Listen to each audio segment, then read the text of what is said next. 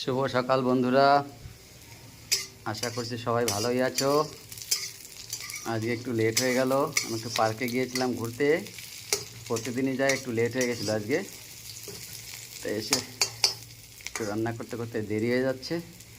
এই যে আমার ডালটা, মুসুরির ডাল রান্না করছি আজকে। আর এই যে ছাদ বাগান থেকে তুলে এনেছিলাম পুঁই শাকের পাতা, পুঁই শাকের পাতার বড়া বানিয়েছি। এদিকে ডালটা রান্না করছি, ব্যাস এই খাওয়া দাওয়া হবে আজকে। পুঁই শাকের বড়া কে কে খেতে ভালোবাসে বলো তো?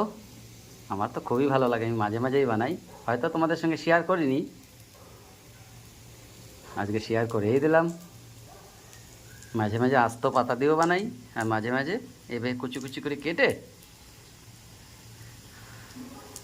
আদা রসুন মিক্সিতে একটু মশলা করে চালের গুঁড়ো দিয়ে এইভাবে আমি বানিয়ে নিই। আর এদিকে আমার পেঁয়াজটা ভাজা হয়ে গেছে, ঢেলে দিই ডালটা। ওরে বাবা,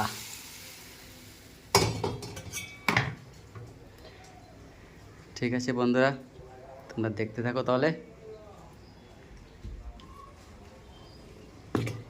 রান্নাটা আমার হয়েই গেছে, আর একটু জাল হলেই হয়ে যাবে।